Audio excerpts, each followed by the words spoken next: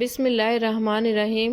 شروع اللہ کے نام سے جو بڑا مہربان نہایت رحم کرنے والا ہے۔ رسول خدا صلی اللہ علیہ وآلہ وسلم نے فرمایا، روزے دار کے منہ کی بو اللہ تعالیٰ کے نزدیک مشک کی خوشبو سے بہتر ہے۔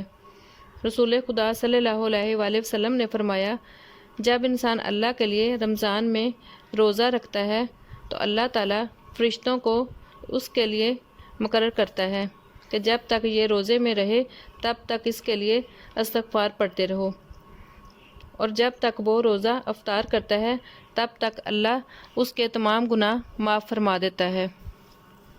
رسول خدا صلی اللہ علیہ وآلہ وسلم نے فرمایا، 3 لوگوں کی دعا کبھی رد نہیں ہوتی۔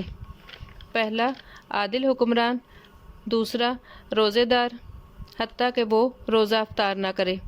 تیسرا، مظلوم۔ روزہ مسلمانوں کے لیے ڈھال ہے جو اسے گناہوں سے روکتا ہے۔ رسول خدا صلی اللہ علیہ وآلہ وسلم نے فرمایا، روزہ بہترین عبادت ہے۔ رسول خدا صلی اللہ علیہ وآلہ وسلم نے فرمایا کہ اللہ تعالیٰ فرماتا ہے کہ روزہ میرے لیے ہے اور اس کا اجر بھی میں ہی دوں گا۔ روزہ ایک ڈھال ہے جس سے انسان خود کو جہنم سے بچا لے گا۔ رسول خدا صلی اللہ علیہ وآلہ وسلم نے فرمایا، جو انسان رمضان کے روزے ثواب کی نیت سے رکھتا ہے تو اللہ تعالیٰ اس کے تمام گناہ معاف فرما دیتا ہے۔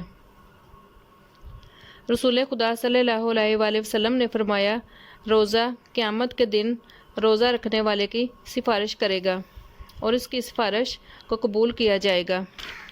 رسول خدا صلی اللہ علیہ وآلہ وسلم نے فرمایا، روزہ قیامت کے دن کہے گا روزہ رکھنے والے کے بارے میں کہ اے رب، میں نے اسے سارا دن کھانے پینے سے روکے رکھا، میری سفارش قبول کیجیے۔